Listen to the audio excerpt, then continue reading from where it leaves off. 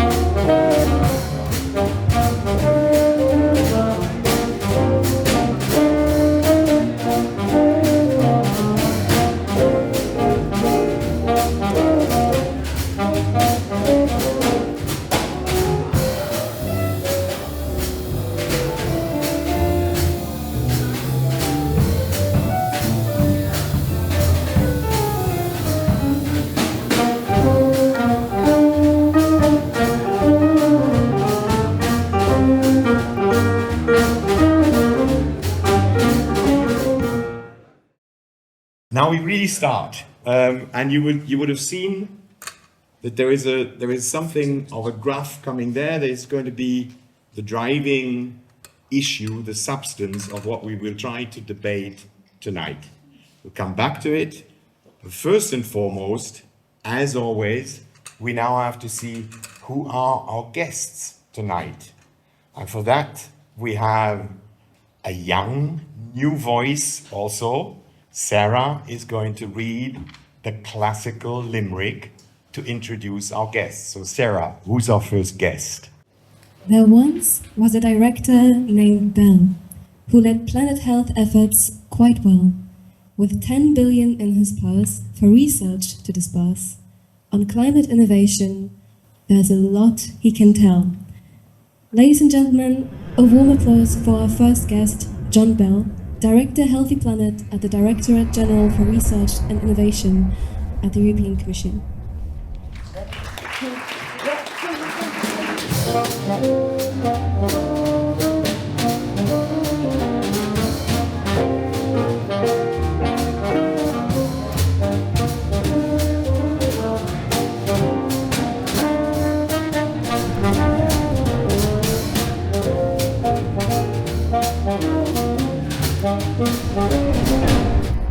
That was your music. It was just for you. And I hope you liked it. It wasn't very St. Patrick's Day. We'll take that. Well, we're not perfect. I mean, we're in Brussels here. We're doing our best. We're doing quite well, as the limerick says. Yeah, huh? At least it was a limerick. And I hope it was halfway understood. It was great. Okay. You were introduced as a kind of political technocrat. Is that something that is good? That is political means you have done in the Commission a career at political level. And technocrat, I mean, I have been a technocrat as a Director General. We're treated as the guys who understand the issues. I remember you in DG1. I have been in DG1 in the very, very, very beginning. So you're research and innovation, and you are Mr. Healthy Planet. Yeah, so I guess you're all familiar. The last time I was here actually was when Jérôme Vignon was busy commissioning this place. Okay. So I hope neither of us are here as a living sacrifice in that context.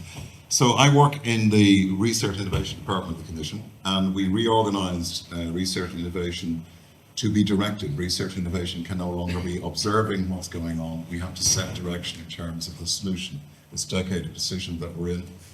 And what we're doing in my part of the commission is, the goal is to become a healthy planet. Obviously, just as well I'm not paid according to KPIs, I'd be owing a lot of money at this point, Karl. And our goal is to try and structure and program research innovation, mobilize the scientific community, enable the innovation community, and leverage the finances out there to make the big transitions happen.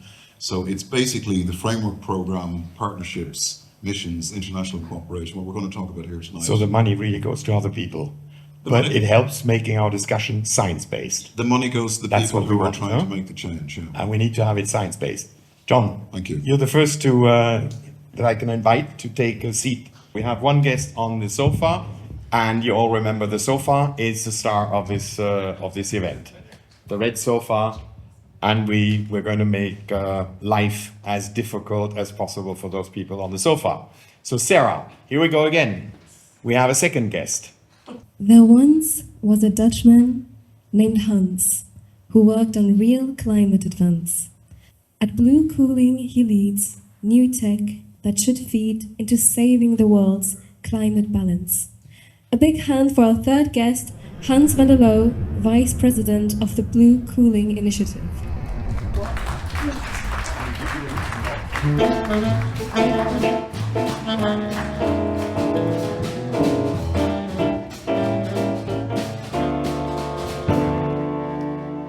That was for you. Thank you, Karl. Okay. Hans, you're introduced as the real, I was almost going to say climate nerd, but then we know each other for way back when you were working on completely different issues. Yes, the other side of the same medal, of course. Because I indeed was 10 years in Brussels, and that's how I met. I was 10 years in Brussels, and I met Karl already in your first role when you do a Mercosur in trade, and then later, of course, environment, and I was the representative of Shell here in Brussels. What many people do not often believe is that Shell actually was, and you can testify to that because you were involved in Jos Delbeke, was actually the ETS. So Shell actually contributed to getting a CO2 price. And we're also, I don't know whether Chris Davis is here, I did invite him as well. He was an MEP at that time, and we worked with him on CCS. And the point there is that progressive, innovative companies always are willing to have tighter regulation. The secret, of course, is that progressive and innovative companies can cope with stricter rules more easily than less strong companies, so it's a competitive advantage. And maybe since you touched on the point, do not expect those companies, and in particular the shareholders of these companies, to improve the world. What you should do, you should tickle their ambition to meet the regulation well. So I very much, and that's why I enjoyed working so much when I was in Brussels, and I still enjoy working a lot in Brussels, because what you wield here, the carrot and the stick, that is what determines the course of action of companies. Doesn't resound particularly with my own memory of large companies, I must admit. My impression was rather that any promises that I've heard from larger companies over my 40, 45, 50 years in commission service, none of those promises was ever kept.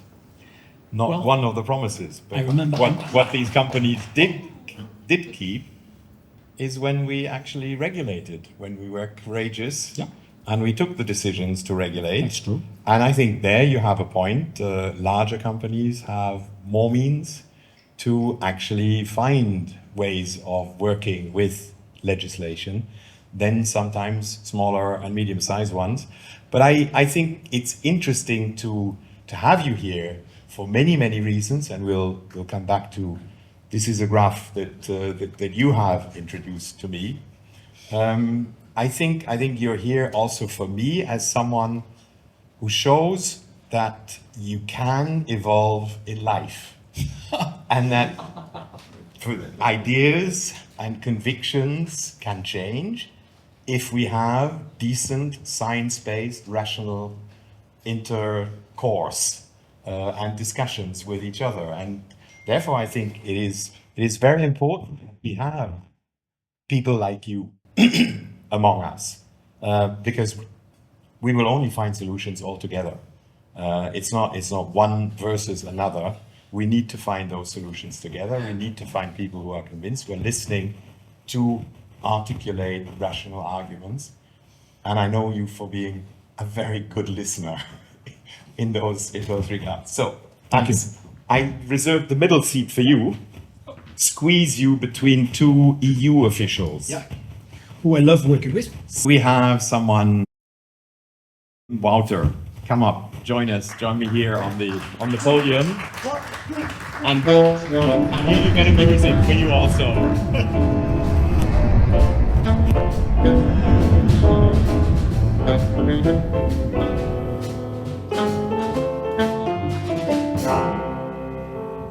Okay, Wouter, you're the surprise guest, and that's fun in an event like this to have a surprise guest.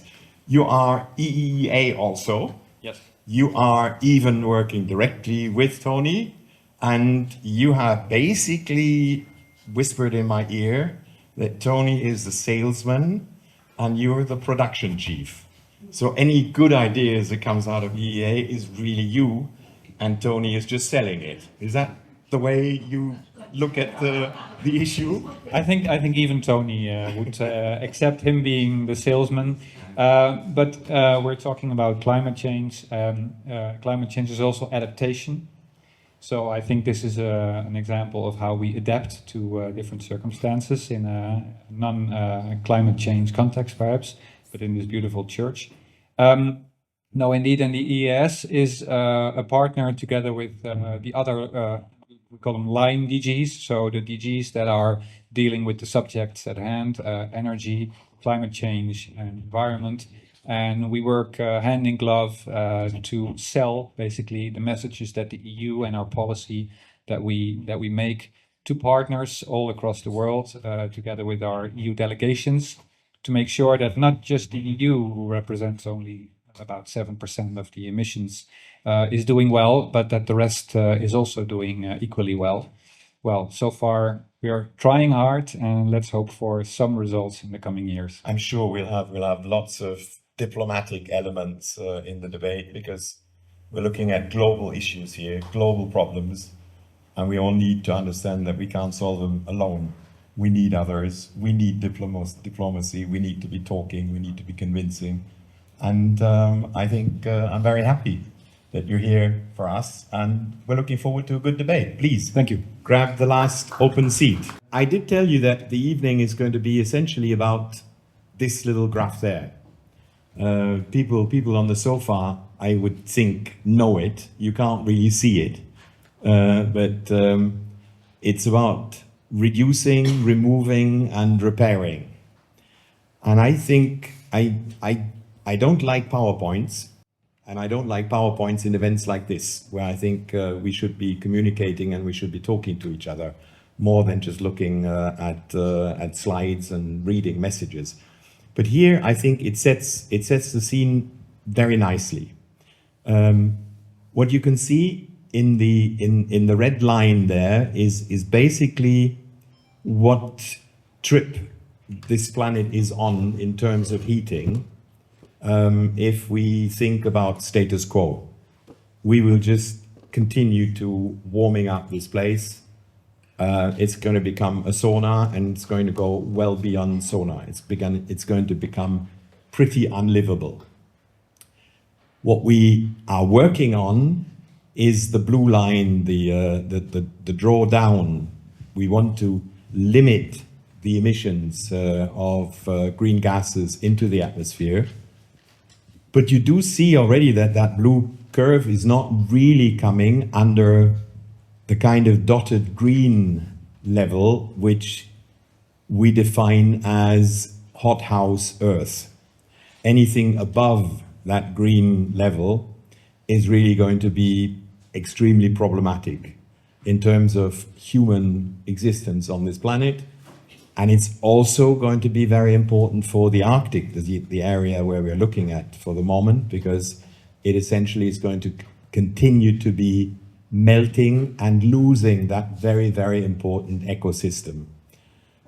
So what we are talking about also in terms of geoengineering, the word was on the invitation, on the flyer, is to try to look at whether we can bend this curve even further. And that, even with all the efforts that we could bring in, is going to be delayed. There is no immediate reduction because all of these particles that we have deposited in the atmosphere have a life of their own. They are different materials up there, they have different life cycles, but they tend to be there for a pretty long period of time, 20, 30, 40 years, some even longer.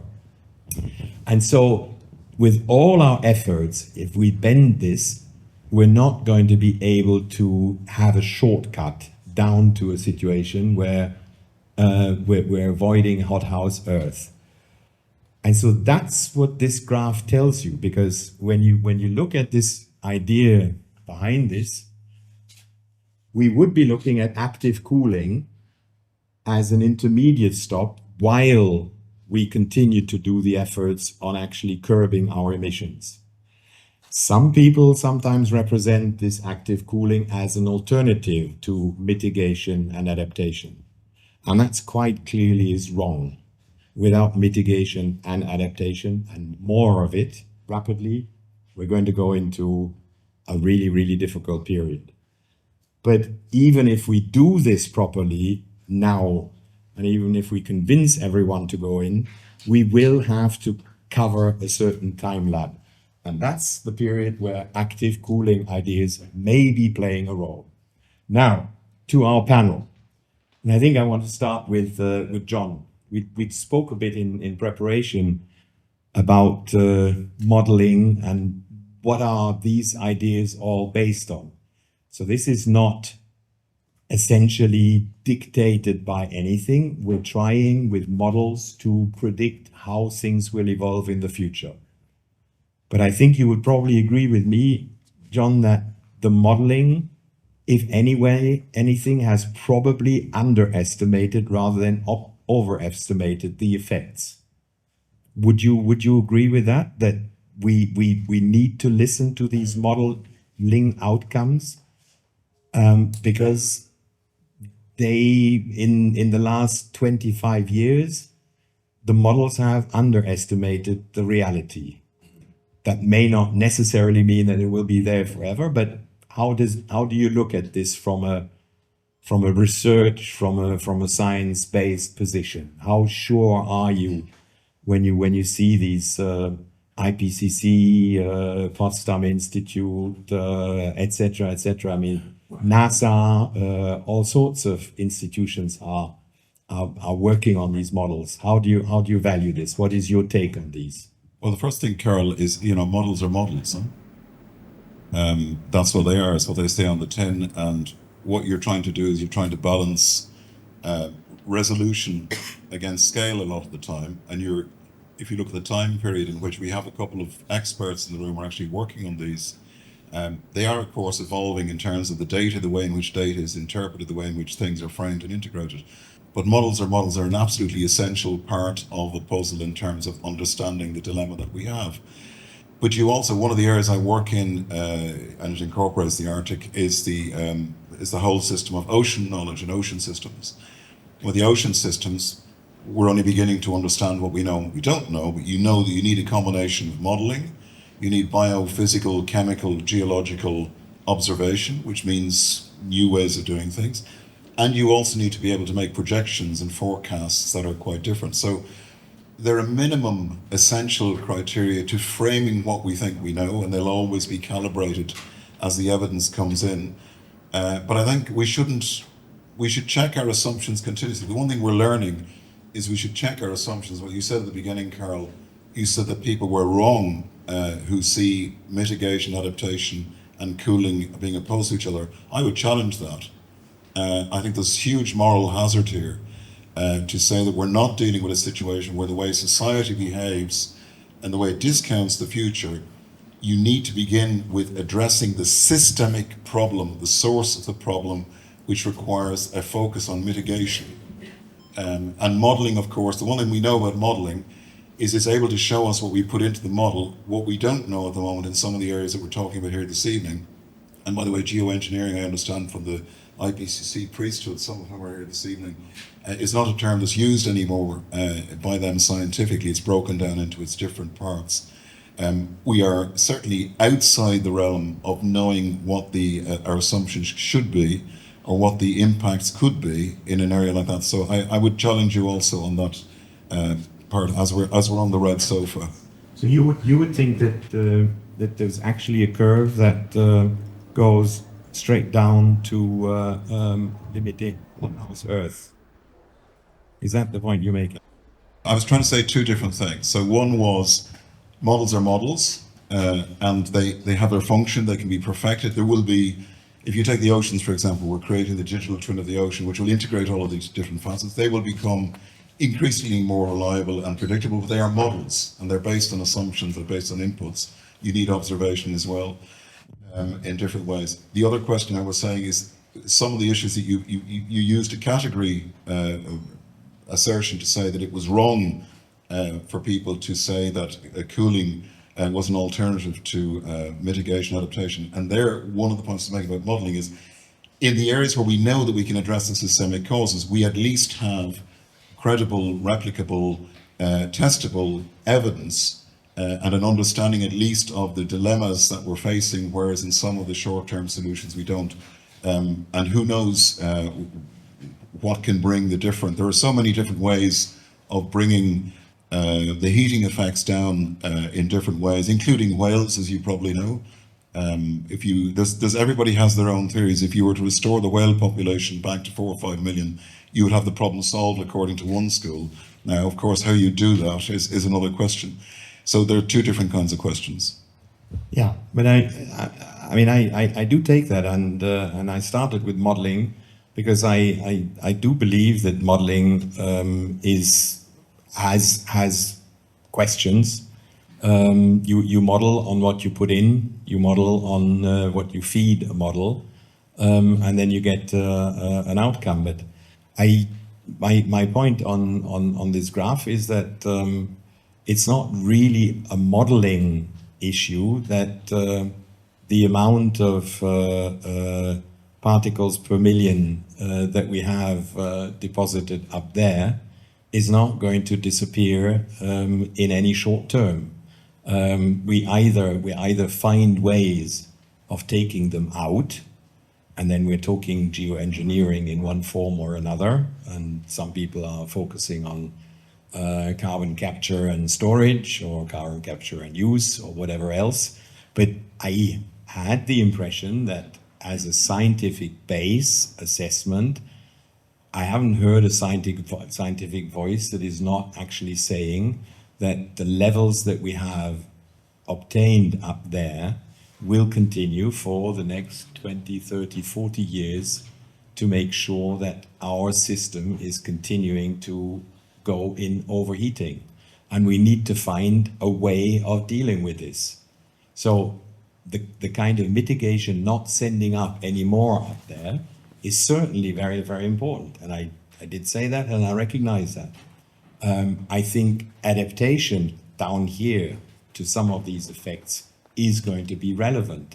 And that can be forestry building, that can be looking at the oceans, looking at the seaside, that can be dikes going up, all sorts of things.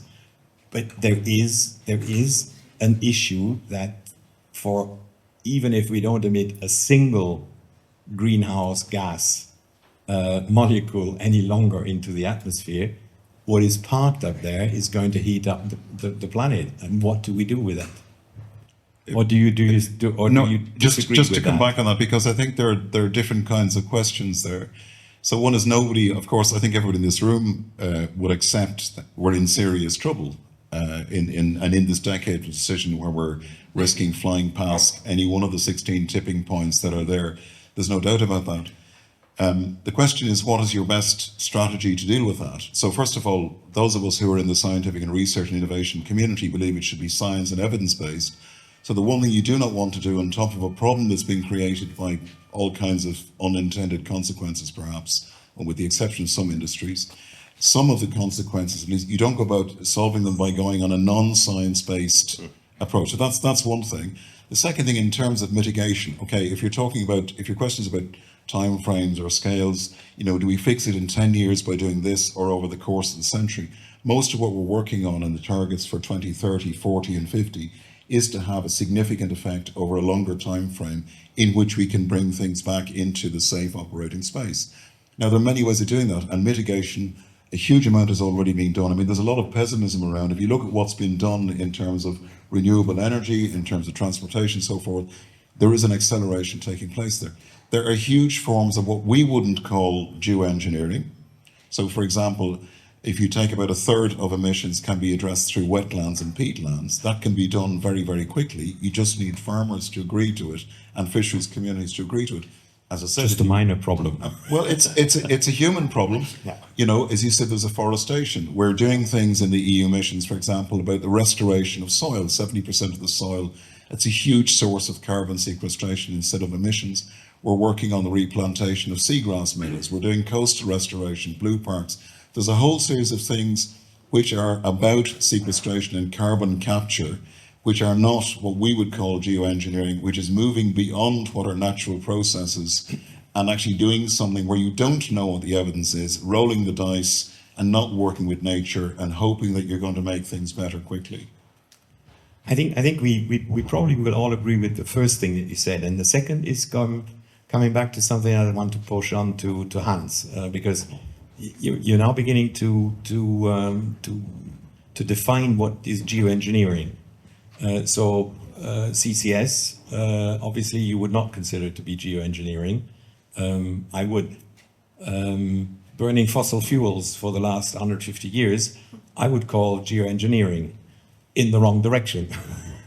But that's what we've done without really asking many questions about it. So Hans, when you listen to this, and as I said, it's essentially you who have drawn my attention to this graph. Where do you see the need?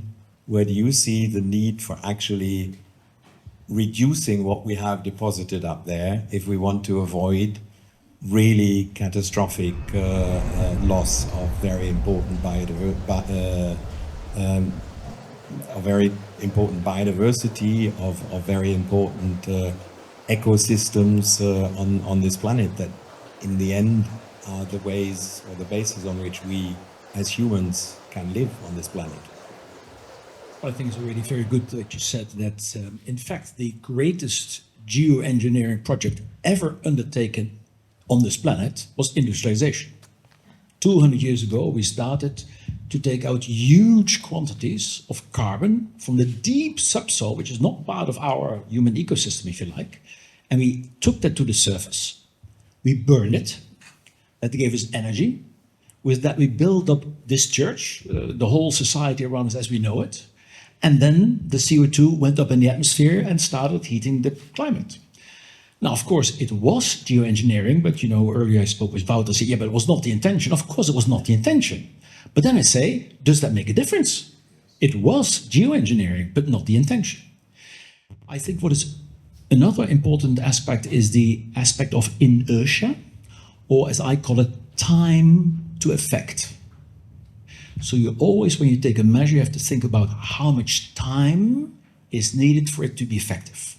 Now, how many years do you think we need to grow a 20-year-old tree? That's not a trick question, it takes 20 years. And so for every measure, we need to look at that. The effects of climate warming that we have now is not from the emissions that we emitted this year. It is from the emissions we emitted in the 90s and the first decade of the century. Because this process where it goes up there before it actually gets to the levels where it starts getting the greenhouse. The greenhouse, by the way, I'm a Dutchman, of course. A greenhouse is a glass greenhouse, and when you're inside, the heat can go in, but it not go out. And so that is the effect. That's why it's called a greenhouse gas. I think the inertia of the effect also applies to the measures. Of course, we should reduce. And I'm complete, as you know, Karl, we speak more often, I'm a complete supporter of the EU Green Deal. But the EU Green Deal says we're going to reduce emissions until a certain point in time where it will be net zero. Well, excuse me, ladies and gentlemen from the Brussels community, if we're going to reduce the emissions, the cumulative emissions will keep rising.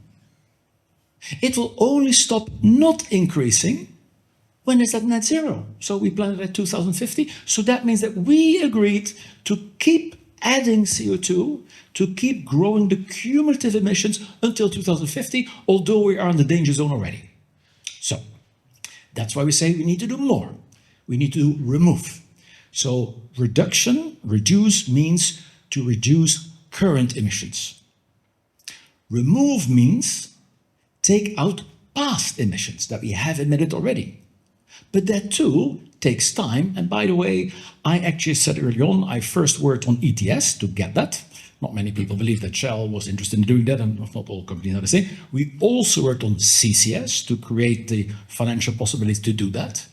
But the capacity of CCS, I think the European Commission is overestimating, and even Nature Science wrote an article that the European policy, Green Deal, is too much reliant on non-proven removal technologies. Now, if that is the case, if the reduce policies, the mitigation, will keep continuing to add to the cumulative emissions, if the remove will not be sufficiently fast to actually bring it down, we will go into overheat mode.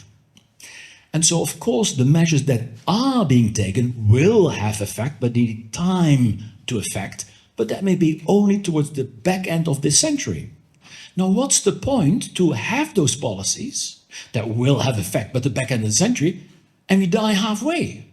So we must find a transition that we get through that difficult part. Sometimes they call it the valley of death, or in this case, it's the bubble of death, to actually peak shave the looming heat overshoot with active cooling for perhaps 7 or 8 decades, to give time to the measures to have the effect that they're intended to have. Thank you. I think we're coming back. I would want to come in a second phase to actually some of the ideas that are floating around, active cooling being one.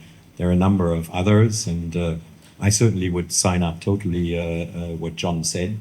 We should not move into any of these things unaware of scientific assessment, of transparent handling, etc., etc., etc. But coming back to this first conundrum that we're facing, I think it's nicely demonstrated by the Commission itself. The Commission has published almost at the same time a report saying relatively positively, relatively optimistically that the measures that we have taken in our 9th environmental action plan by 2030, by 2050 are achievable. We are on good track if we continue to properly implement what we have decided. Sounds fairly reassuring. At the same time, the European Environmental Agency comes out with its first critical risk assessment, where it paints a totally different picture. Where the picture is, Europe is the planet that is warming up most rapidly. We have already overtaken 2 degrees Celsius, according to this report here in Europe. We're facing dramatic increase in health risks, in water risks, in storms, in periods of drought. Europe is, in that critical assessment, facing a list of 10, 12 horrible challenges. How do those two fit together? I think this is actually an example of a misfit, because we're all in a big hole. And somebody comes to me and says, well, boss, we're nearly there. We actually found a pole to jump out that's 5 meters long. We said we would build a pole of 5 meters long. It's nearly ready. And I said, yes, but the hole we're in is 10 meters deep. So congratulations that you achieved your 5 meter pole. We're in a 10 meter hole. So that does not work. The second thing is that I heard my countryman Wouter Wormgoor indeed say that Europe is the fastest warming continent on the world. If he would have said the fastest warming populated continent in the world, he would have been right. Because if you look at it geographically, he's wrong. The fastest warming continent is Antarctica. And that is actually the continent that you would like to heat least. Because on Antarctica, and I just would like to say a few things, and what I'm telling you now, I did not know 3 years ago. So, you know, if you don't know either, I mean, you're no smarter or dumber than I am. I did not know that. I now live in Switzerland. The average height of Switzerland, the highest country in Europe, is 1,350 meters, which is a lot higher. Our gardens, I think, at 450 meters, but you also mountains. Antarctica is 2,300 meters high, the average height, and also has peaks 4.5 kilometers. Now, what many people do not realize is that Antarctica is way bigger than Europe. It is way bigger than Australia. It is even bigger than the United States of America. So here we've got a continent bigger than the United States of America, and it is an average height of 2,300 meters, and most of that is ice. Now, in fact, Antarctica is so big that you only need 35 Antarcticas to cover all the oceans of the world. The Atlantic, the Pacific, the Indian Ocean, the Arctic Oceans. 35 Antarcticas will cover all the water on this planet. Now, that means that every 35 meters of ice melt will increase water levels worldwide by 1 meter. But there's not 35 meters of ice, there's 2,300 meters of ice. And if you can divide that, that gives you 65 meters of sea level rise that is still in the pipeline.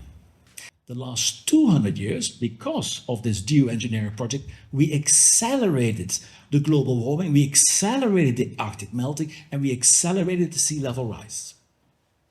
Another thing happened.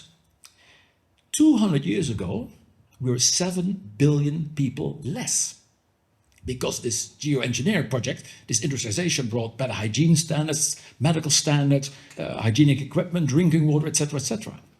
There's another thing that happened 400 years ago. And that is when Columbus actually traveled across the Atlantic, and that was the beginning of intercontinental trade. And since the last 400 years, there has been a concentration of citizens and capital assets on the coasts. Because we had import terminals, export terminals, processing plants. Today, billions of citizens and trillions of capital assets are flood areas. And we're not very far here from Maastricht. And Maastricht, you have these yellowish looking rocks. It's called mergel in, I don't even know, chalk perhaps. But do you know what it's made of? Where this chalk comes from? Seashells.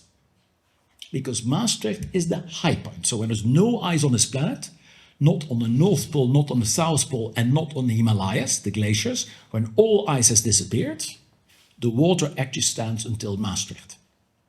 Now, don't worry about it. That will not happen in your lifetime, not even the lifetime of your children's children's children.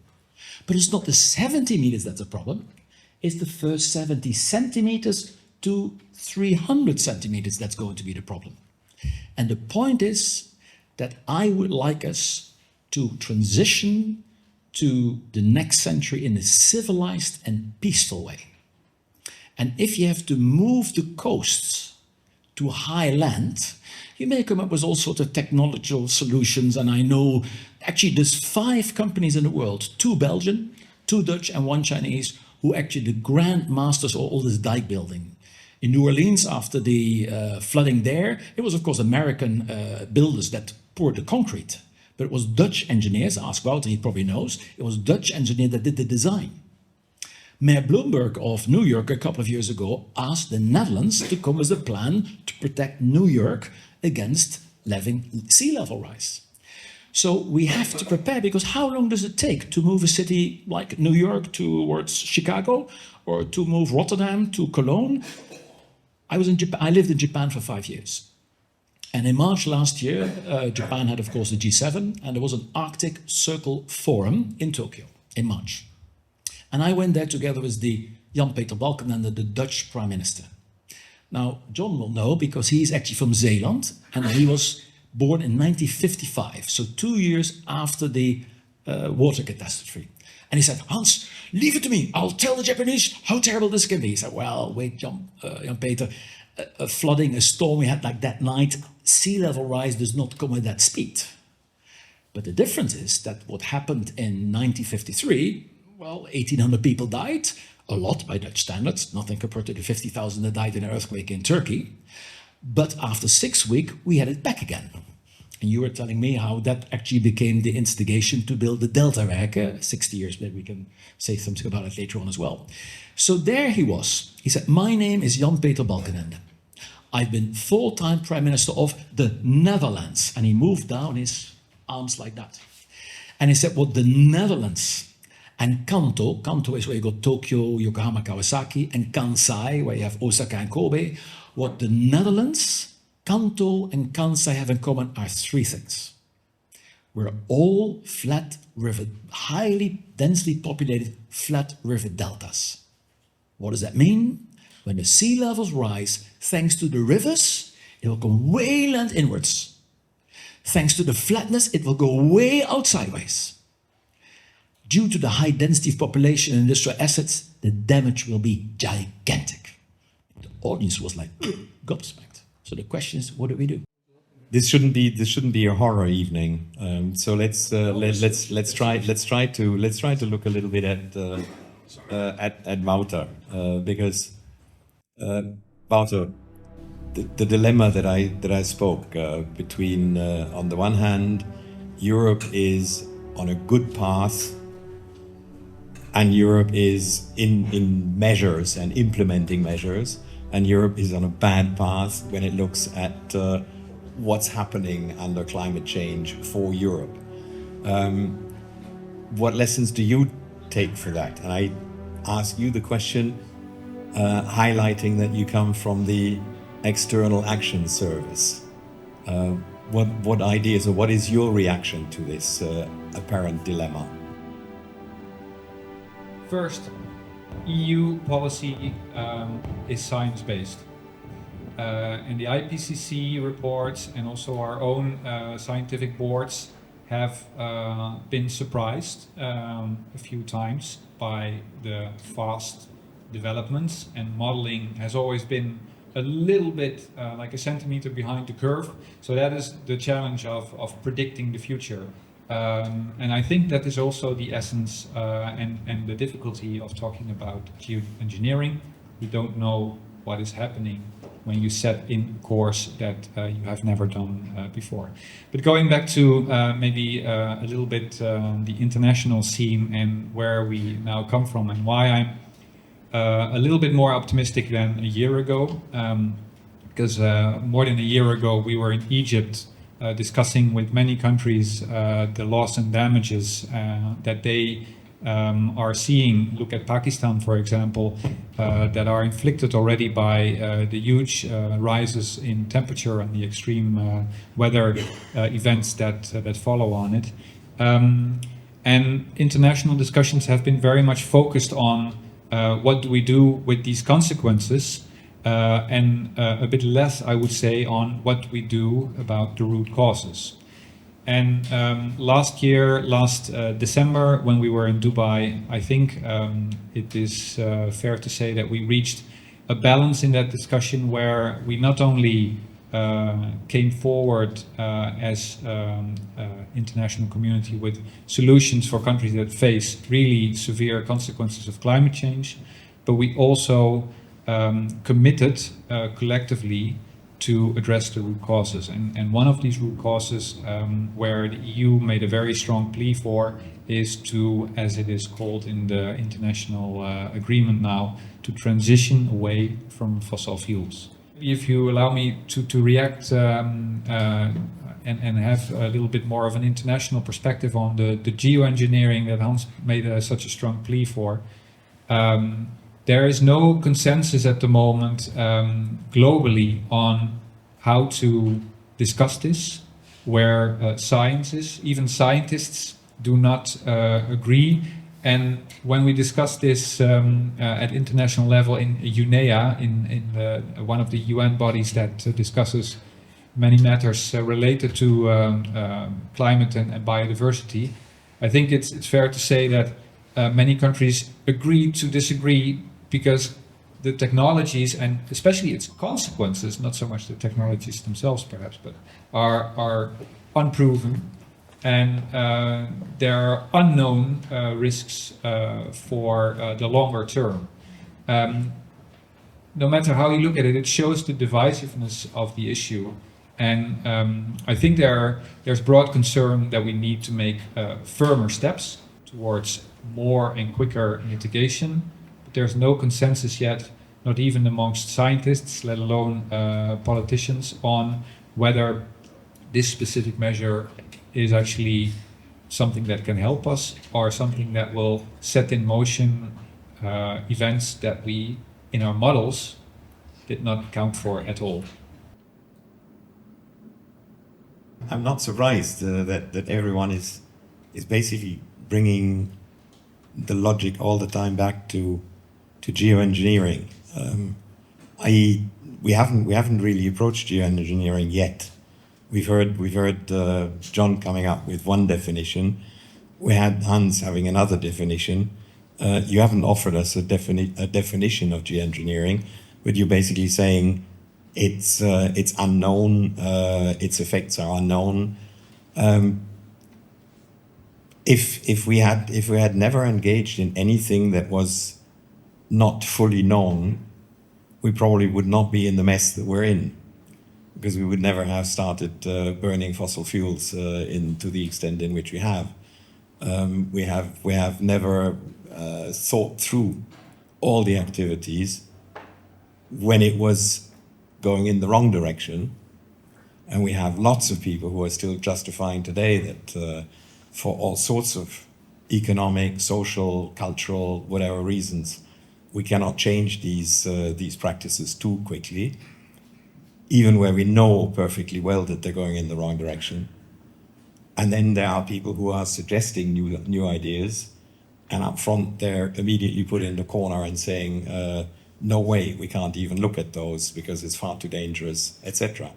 So I have a bit of the impression that there is, it's not what I would call a rational scientific discussion of the issue.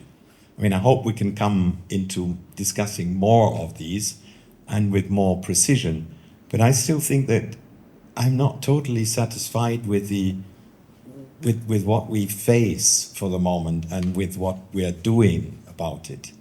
I mean, I have been negotiating for the European Commission in 2009 in Copenhagen. A fiasco. We hit it well.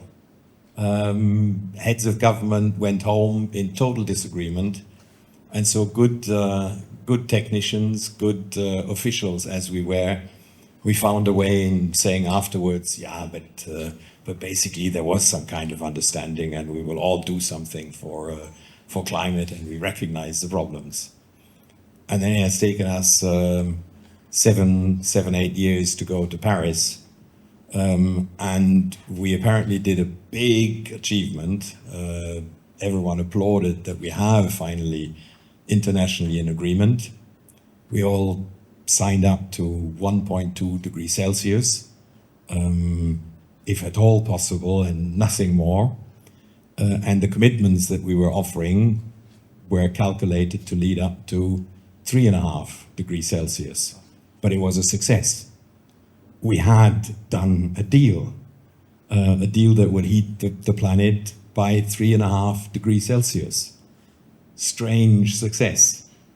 And I have the impression that we go from success to success. And the last success was Dubai, where again, the message is we can do something, we need to do something, we will do something, but after so many years of COPs following each other and not delivering, I kind of wonder whether it really makes sense to just continue to stubbornly look at the thing worsening. Europe is probably, from my perspective, the one partner in this game that is making best efforts to actually put some of these decisions into effect. And I think what we have in Fit for 50 or Green Deal or whatever the nice titles are, we have developed ideas and we're trying to be there. And the assessment of the Commission shows that what we have decided to do can still be reached if we continue to seriously implement it. So that's the positive message. But we cannot look away from the downside, which is the reality of climate change is going to, in the same period, and while we're doing all this, is going to dramatically change the reality in Europe. From sea level to droughts to floodings to all kinds of diseases that are going to move north with the warming temperatures, etc. The critical risk assessment report is quite dramatic. And I would have thought that one of the conclusions is that we're facing a global issue and Europe alone cannot really handle it. So we can still do whatever we promised and do it effectively, and it still is not going to work because we're not the only ones to influence on this. And the rest of the planet, where is it? Where are our friends in the United States? Where are our friends in China? Where are our friends in Brazil? Where are our friends in India? Where are all the other emittents? We are still at 7-8% of the emissions that go up. They represent 92%. So where's our diplomacy making sure that the 92% actually get serious about enforcing and implementing measures? Yeah, it's a tough job, but somebody's got to do it, huh? No, indeed. I mean, I think Europe is indeed is the continent and organization that is showing in a transparent way and in a very structural way how we set a course to what we call net zero or climate zero, climate neutral. But I think the COP successes are not something that we should stare at and conclude that we're doing great, because a COP is a multilateral process where there is a dynamism that leads to an agreement that everybody can, let's say, interpret it in their way.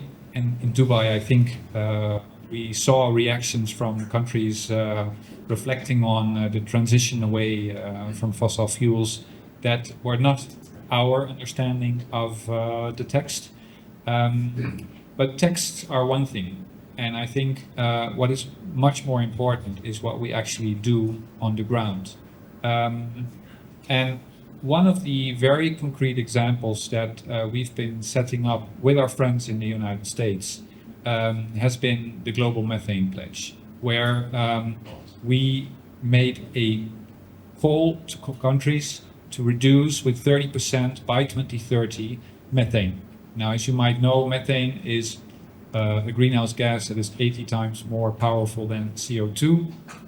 And if we reduce that very quickly, this can lead to very quick wins, and let's say it's a low-hanging fruit.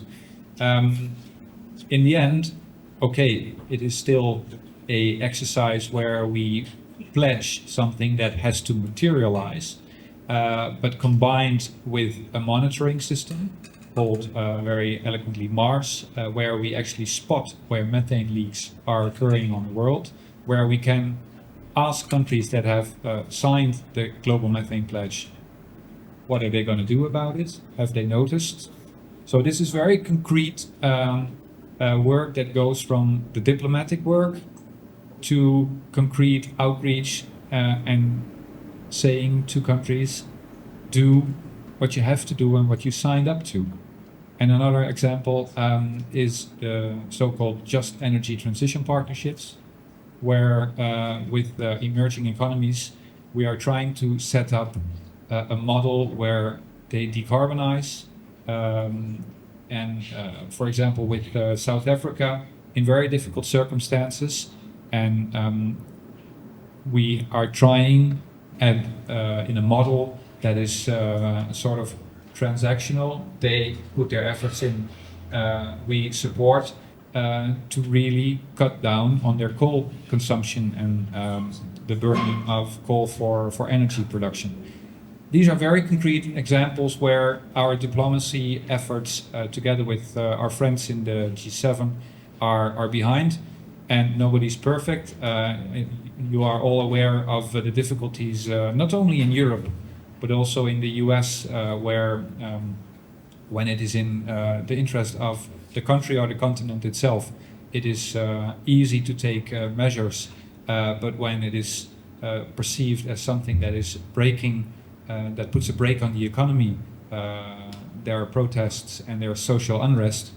And this is the difficulty that not only we at the international level need to face, but also at national and local level, where people that are struggling with these changes have to deal with it. In Brussels, for example, one small example, but in this area here, Euro 5 cars, diesel cars, are no longer allowed in a few months.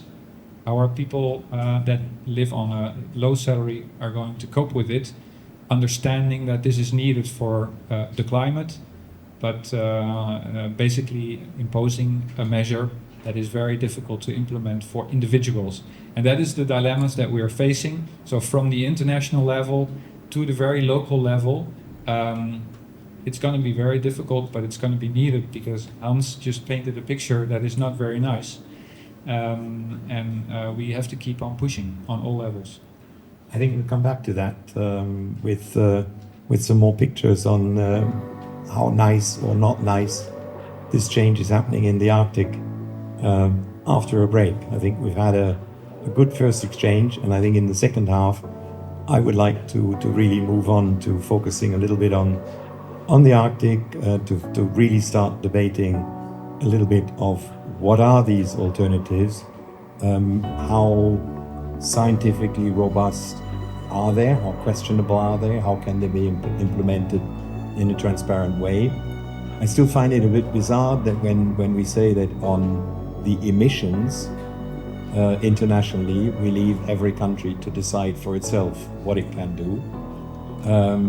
But for potential measures against the global disaster that we're heading into, we want unanimity before anything can happen.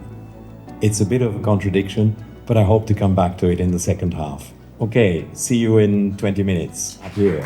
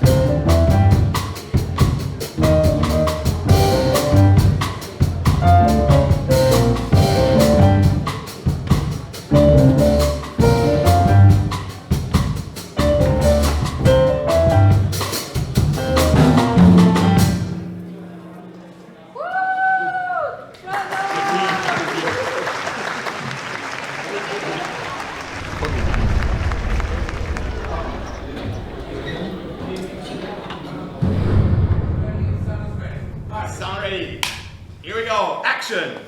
Second half.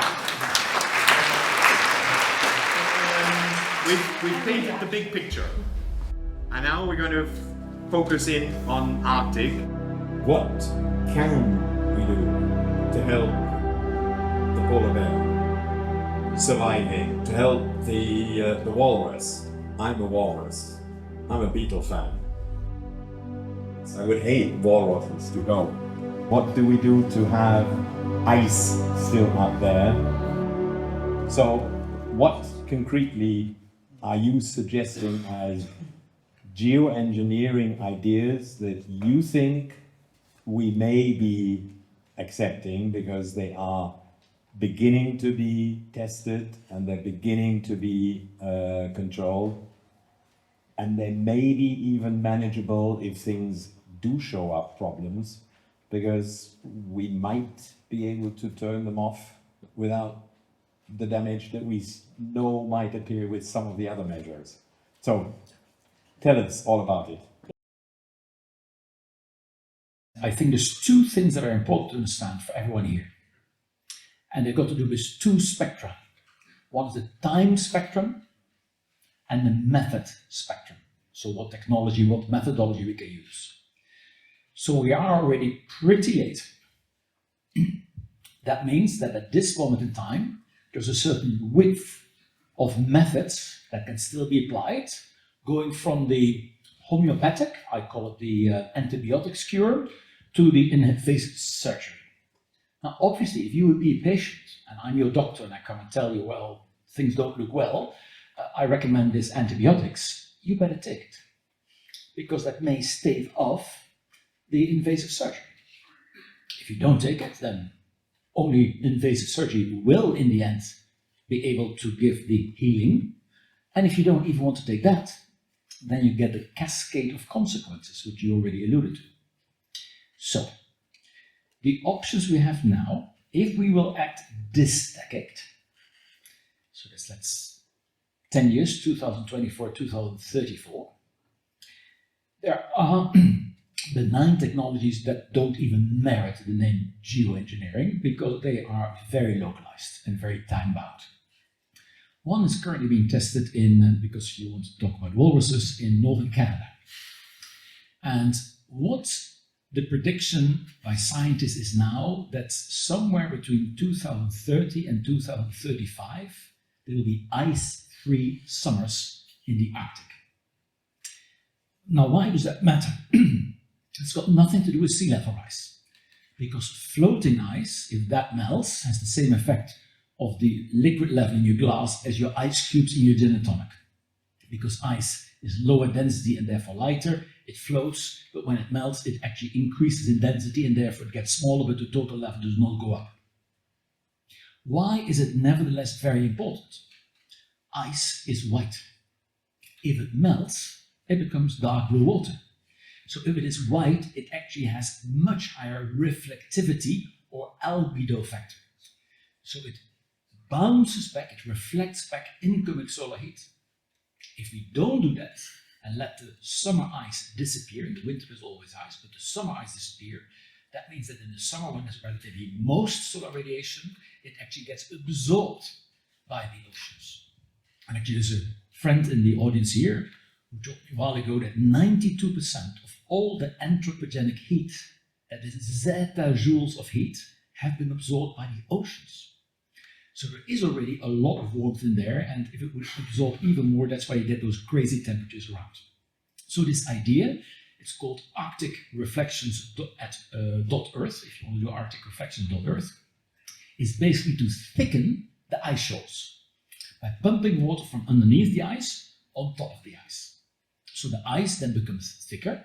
Of course, in the summer it will melt again, but if it starts at the summer at a thicker ice shoal, it may survive the summer and even in end of August, beginning of September, still be ice and thereby reflect. Because for reflection, it doesn't matter how thick the ice is. So you just have to make it thick enough to survive the summer heat into the next winter. It's been tested in the That's currently being tested. Netherlands for skating. Because No, but that's what I understand. The company is doing it in Canada now. Has been watering areas Yeah. to create skating Yeah. areas in wintertime. That's true, but the problem, of course, is that the air temperature very needs to be low, and in the Netherlands we cannot do that anymore now. So the nice thing is that, you know, these ice shoals basically are broken up ice shields, which is the territory of your walruses and also the ice bears. So the nice thing is, and I know from experience how important it is to have the local population involved, and they actually were sort of embracing and said, we're so glad you're coming, because if this goes on, not only does our livelihood, because of all the permafrost, will disappear, our way of living, of hunting walruses and seals and to making fur making, all this, our complete life will stop. The issue is there a potential issue of this ice that we create on top, these layers, being salted ice, having an impact on animals, on melting more rapidly later on, No, etc., etc. of So course. there might be some questions to ask. Now, we were approached not long ago by an African country where the seawater in front of the coast is now 41 degrees. That's the upper layer of the water. And they contacted us and said, can you please come and cool our country? And the answer is, no, we can't. There's no way you can do that. But you have to look at this in a systems way. Where does that heat come from? The west coast of Africa and the west coast of Latin America, there are very big, dark, black cloud systems. In a minute, I want to say something about what makes a cloud black, gray, or white. And if you could actually change the color of those clouds, then you can actually increase the reflectivity of those clouds as well. And that means that the water in the Caribbean will heat up less than it otherwise would. And so the heat supply towards the coast of this African country would be less warm. So you cannot cool the country, but you can actually cool the amount of it. It's like a heat pump. Now, the way we do that is as follows. And this is something that I did not know 3 years ago. And of course, having lived in Brussels for 10 years and being a Dutch boy, I do know what black clouds are and I know what rain is, and even what cycling in the rain means. What we do know is that a black cloud means 100% certainty it will rain. And a grey cloud is 50-50 chance, and a white cloud means no rain. And of course, a blue sky means no rain either. Now, what makes a black cloud black? It is not the quantity of water, it is the composition of water. So a certain amount of water, if it is distributed, if that picture is up, it would be the left picture, I think. The picture is up. If that's up, you've got few big droplets. And so because the droplets are big, the sun cannot come through the cloud, so it's only black from underneath, because you would fly a plane over that cloud, it would be a white cloud as well. But from underneath we perceive it to be black because the droplets are so big. Now the marine cloud brightening or whitening technology, what that does, it actually changes the distribution of the water into more smaller droplets. And so if instead of a few big droplets, I have more small droplets, actually the cloud becomes grey. And if I make them even smaller, and therefore even larger number of droplets, it's a white cloud. Now, actually we call it marine cloud brightening rather than whitening, because the color from the top does not change. But think of it like this. Think of a football. And the football is filled with ping pong balls. Now, if the ping pong balls are all in the football, the reflection surface is the size of the football.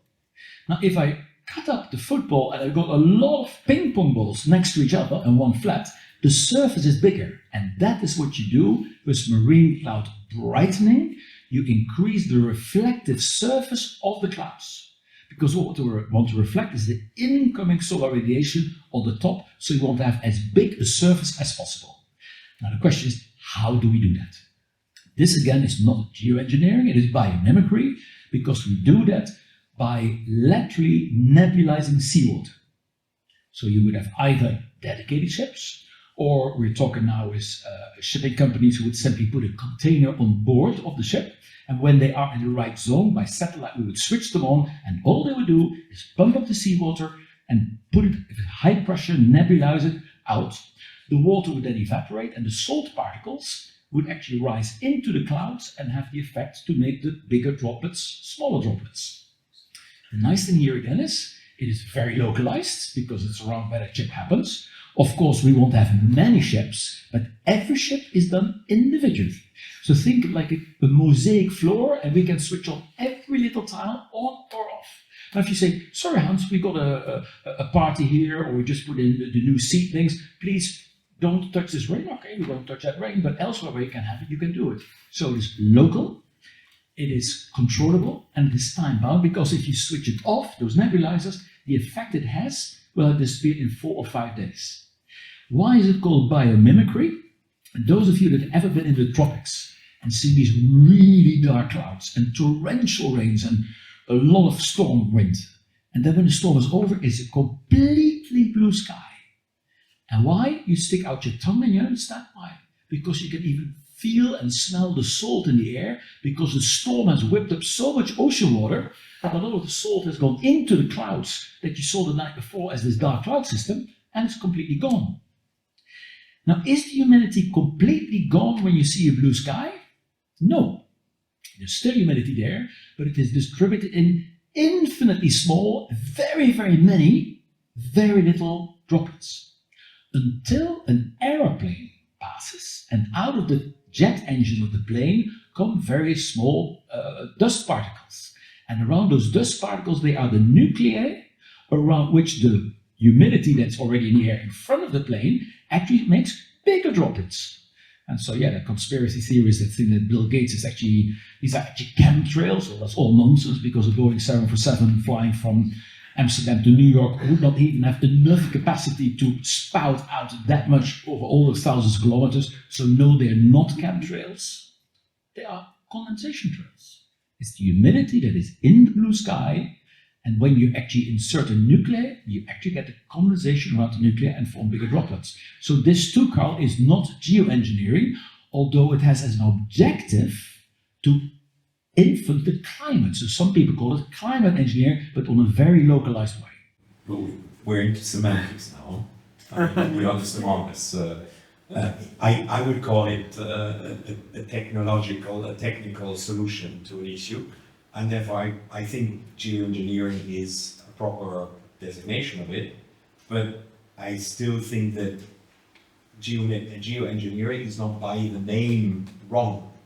What you have just tried to explain to us is geoengineering that is using naturally occurring situations, events, processes, but to provoke them so that they actually give a wanted outcome. That's right. So it's man-made in the same way in which the heating is man-made. This is man-made in the other direction, in the more positive direction. But it is cloud engineering and ISO engineering and not geoengineering. I'll give you an example of it as well. Yeah, but because at the other end of the spectrum. Yeah, but I think there is a spectrum of geoengineering, and I think some of them are less worrisome than others. But I also think that when you are saying that this is a local issue only, if we want something out of it, it has to become more than a local issue. Because one ship doing this with one container in the middle of the Atlantic, forget it. Yes. If we want to have something out of it, we have to accept that we have to organize it and to have it sufficiently large so as to be then hoping for an outcome.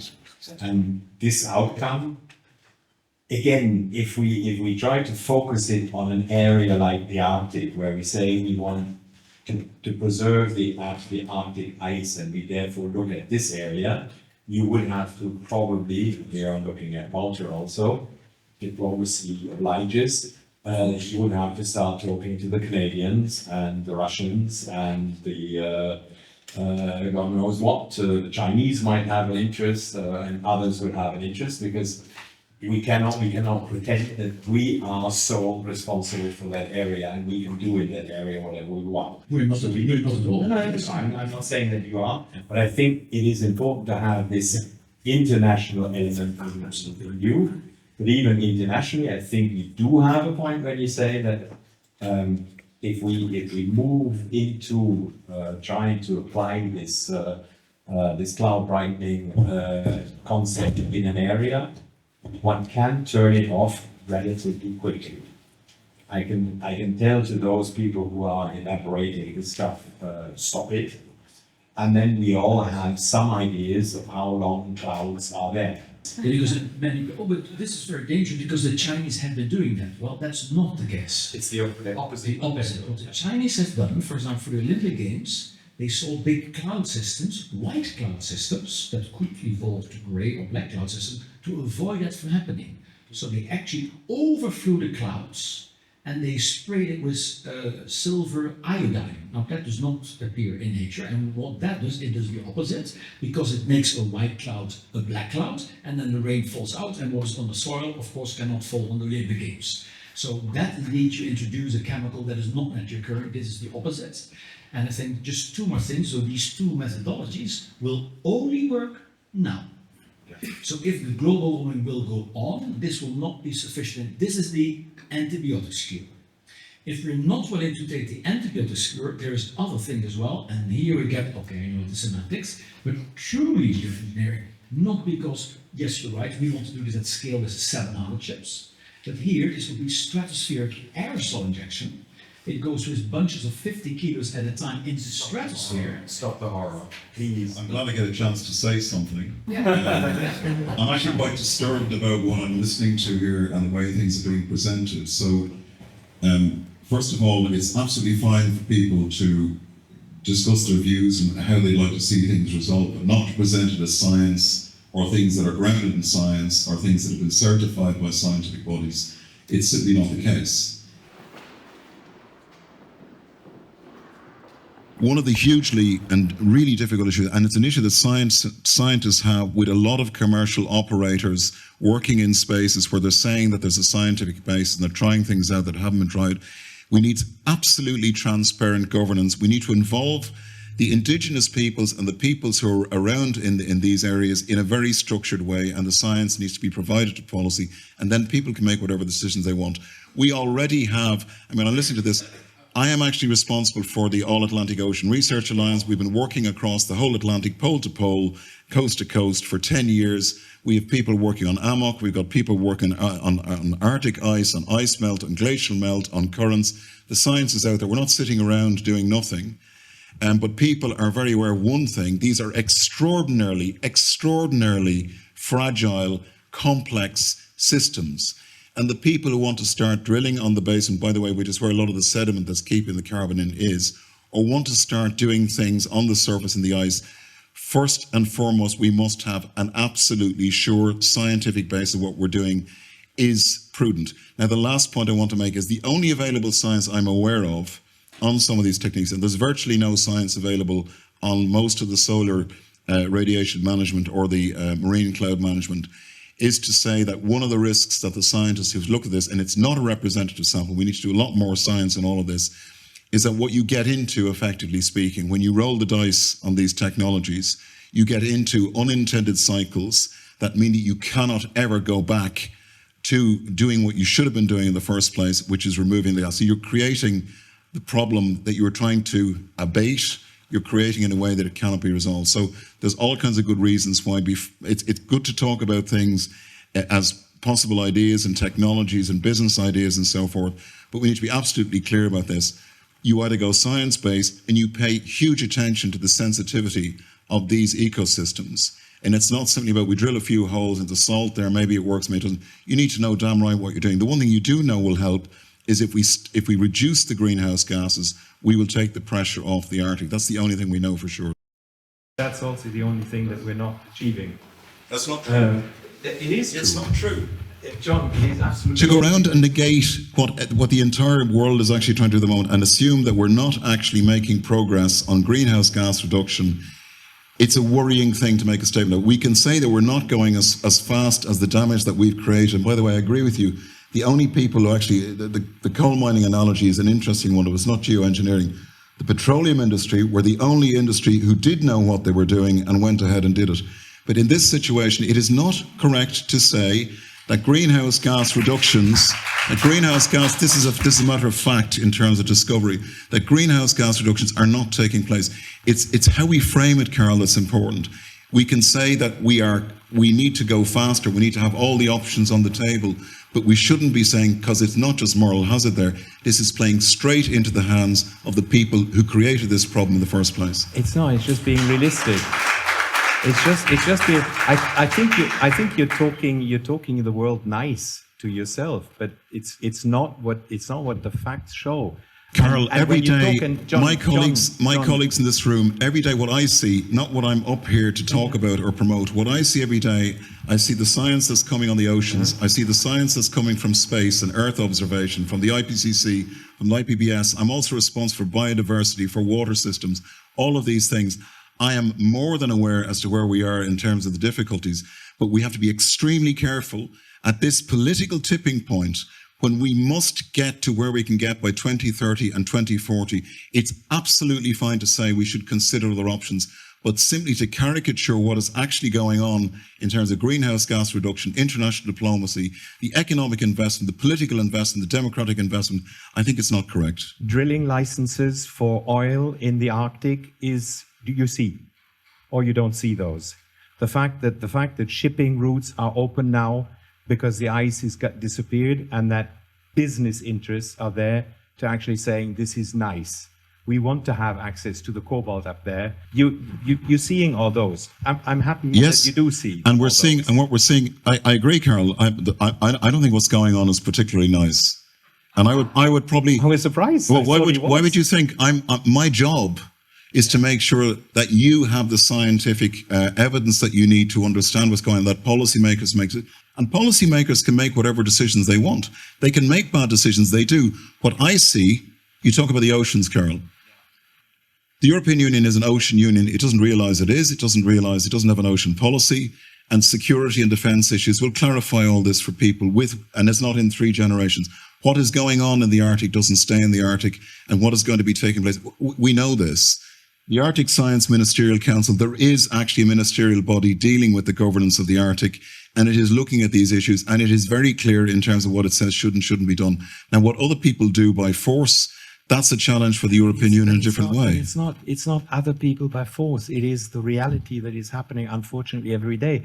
I mean, there is this lack of cohesion or coherence between what we, on the one hand, proclaim and think we are fighting for, and what, on the other hand, business interests are continuing to do. And we need to find solutions to that. And I think that's the issue. But I said questions from the audience. So, Louis, you have a microphone. Now we have too many people with great questions. How do we select it? Let me see. It's all men. It's terrible. Short questions. My name is Piero and I work for the DG Clima. So basically my question is, what's the potential to scale up these technologies? Yeah, please. What systemic changes would you like to see today? I have 2 very short questions. First one is, how can we engage the global population, since this is a global challenge? And the second one is, meanwhile, we adopt these methods. Is there any plan then to fix the problem and not only have the partial solution?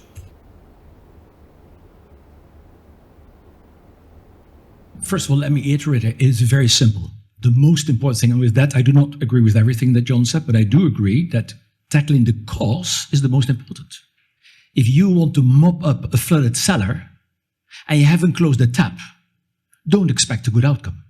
So I completely agree that, so it is not instead of, but it definitely is in addition to, because you started way too late.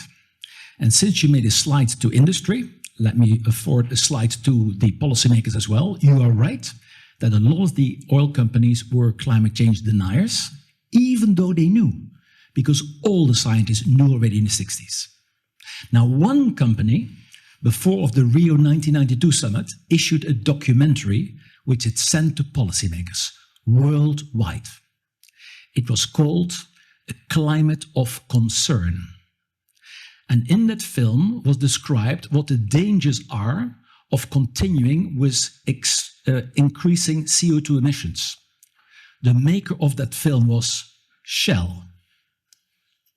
Now, why is it that policymakers always go for the lowest common denominator? Why don't policymakers are behaving more scientifically and really look at the data? Because it may well be that the correct data is not the common denominator, but one of the outlying positions. So I'm sorry about that, but that pushback I want to give as well. Secondly, you claim to say that there are no scientific evidence going on here. Not everything we know, that's for sure. But we got very senior scientists, Sir David King, Professor Herman Russenberg, we got the top universities on the world looking on this, and even they agree we do not know everything. But what we just saw here, Karl, is what I'm also the chairman of a think tank in Switzerland, is reality blindness. This is linear thinking about exponential problems. And we all know what happens when we get to a curve in the road and we do not move the steering wheel. That, ladies and gentlemen, is what we're going to get with this approach. I'm wondering what kind of a conversation I'm involved in here. I mean, oil companies are in no position to lecture anybody about anything. Full stop.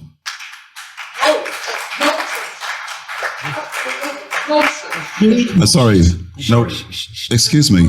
You had your... I'm talking about in terms of conscious responsibility, explained in the discovery documents that we have, that oil companies knew what they were doing at a point when other people didn't. And the scientists, I agree, working for and working publicly for corrupt science did that. I'm not, the idea of morally equating the struggles of public policymakers to get these ideas and this science on the agenda, people like Karl and other people, I think it's outrageous. But leave that to one side. I am not here to say, I don't have a view, as I've said, I don't have a view one way or the other, whether this thing or that thing is scientifically correct or not. That's not my job. I'm not here to spout my own opinions about this or that or the other. There may be a situation, in any situation, where for security reasons, governments, the elected bodies of the people decide to do this or that. Our job is to make the science and the research and the policy that's there available on a scientific basis. And if you want to address issues like specific technologies, you must go down the scientific route and do not make claims in the public that are other than very interesting speculation that you can listen to and pursue. And do not accuse people who disagree with you of linear thinking. I have no private interest in sitting here and doing what I'm doing here this evening. I have a public responsibility simply to explain what our public policy is, and we have been at this for decades, trying to get the science and the policy to create a circular economy, a sustainable biodiversity, reduction in greenhouse gases based on science, to get the legal and political and economic community and the industrial community to take their responsibilities. It is outrageous to accuse us of being linear in our thinking. Outrageous is also actually not literate. Wouter, do you want to take a chance? Well, thank you. I think there's one thing where we do agree, and that is that the world we are living in is, if I may use one undiplomatic word, but in deep shit. So if we continue like this, it is not going down the right way. So I understand that there are also, that we collectively also look at solutions or possible solutions in very different directions. But I think the core here is really our struggle collectively, globally, to not only make the biggest transition since the Industrial Revolution. That was actually quite an easy one because it directly, immediately gave us profit, and we could use it to our benefit. Whereas this transition where we are in is actually enormously challenging the way we have built our societies for decades. And I think this is the struggle we're in. Policy has been following politics, and politics have been influenced by interests in big companies, but also lobbyists, but also political streams. We see in Europe even now that there is, let's say, wind against, in wrong English, basically asking whether we're not going too far and too quick as Europe, because it is supposedly bad for European businesses. Whereas the Green Deal clearly shows an alternative green strategy that can be extremely competitive at the same time. And I think there is the common denominator, what we try to achieve. Everybody has pursued in the last decades their own agendas. I think we are now at a stage where with some exceptions, but everybody agrees that there is more action needed now, between now and 2030, which is another 5 to 6 years. So I'm happy to hear that, like I said before, representatives of major industries and oil companies have come to that conclusion as well. But it's no use saying we're 30 years too late.